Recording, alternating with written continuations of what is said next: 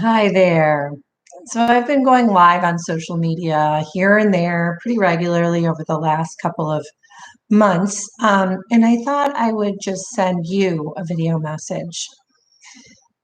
And I was really thinking about the pandemic and the impact that it's having on everybody. Not only the health impact, the loss of life, but also all of the uncertainty that continues to be associated with the pandemic. Depending on where you are in the world, things may appear to be going back to normal. And then there's this weird, where I am in the world, Chicago, most of you know, there's this strange, like it looks like it's going back to normal, and there's this hope because of the vaccine, but then the numbers are rising. And so there's all of this confusion around what's happening. And I thought, I was really thinking like, what can I do to serve? How can I serve you with something that you can use now that could potentially support you in the midst of this uncertainty that we are still navigating? I mean, there's always uncertainty, as we know, but this is something unprecedented in our lifetime. And I was thinking about this, and I think that this is a really powerful practice. Now, most of us are used to kind of being tossed around by our circumstances and noticing, if we're going to have a good day, it's because something external happens to us or with us. And then others of us are more mindful about creating the day that we want to have. And obviously, with the challenges of the pandemic and with the fact that it's gone on this long, and I think it's fair to say that people are starting to get fatigued. Um, I know I have. I've actually been noticing it in my runs. I'm getting it's my breathing too, which is interesting. So I was thinking, like, what could serve? What can I share with you that could potentially serve you that you can use right now? And one of the things that I think is a really powerful way to create some certainty in all of the uncertainty is making decisions for yourself about who you want to be. Now, what does that mean? When I say who you want to be, what I'm going to invite you to work with is connecting to the idea that you are operating as your highest and your best self. So, whatever form that looks, maybe you're being really productive, maybe you're being super loving, maybe you're being more patient with your kids or your spouse or with yourself, even. Maybe you're making healthy choices in terms of your diet or your you know exercise routine. Perhaps your highest self is, slowing down and practicing being present and being focused and really being where you are. Or perhaps, giving to others and looking outside of yourself for ways that you might be able to serve other people helps you to know that you're operating as your highest and your best. And no, we're not always going to be 100% with this. I'm not. It's more about being on than off. But I wanted to share that with you because I wanted to invite the question, if you were to have an opportunity to set the course for every single day, knowing that each day, each moment added up, these wonderful moments that you can create in the here and the now, in the present, add those together and they make a great day. Add that together, that makes a great week. Add that together, that makes a great month, makes a great, 6 months, makes a great year, makes a great lifetime. So you get where I'm going with this. But here's the practice.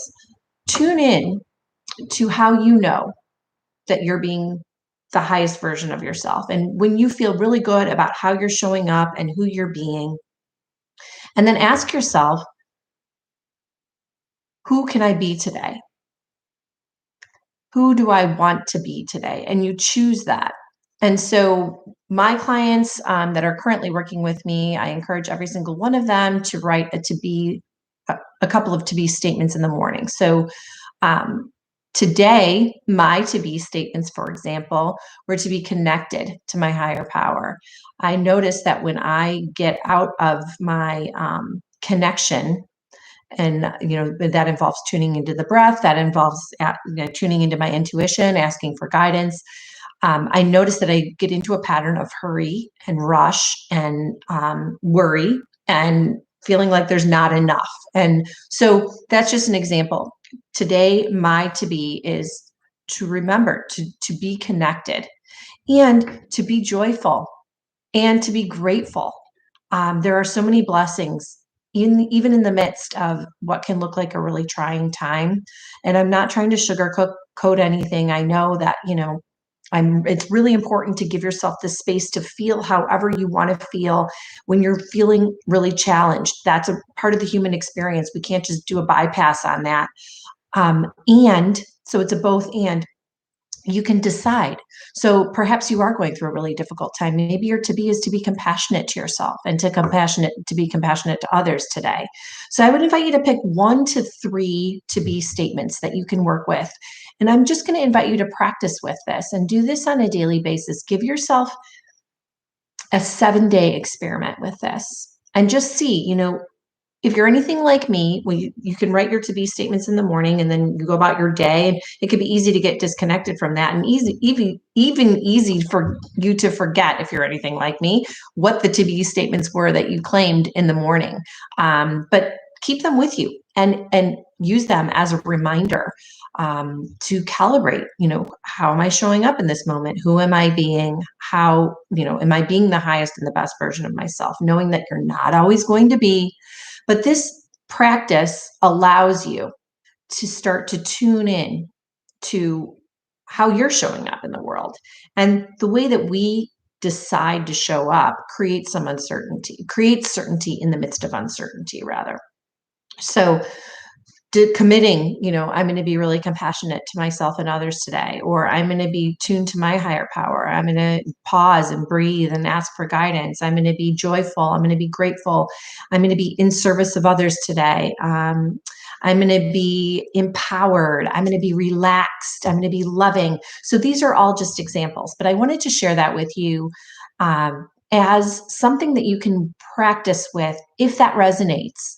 And I would love to hear from you. If you do decide, I'm going to take this on and I'm going to accept Erica's challenge to do an experiment with this for 7 days, email me and let me know.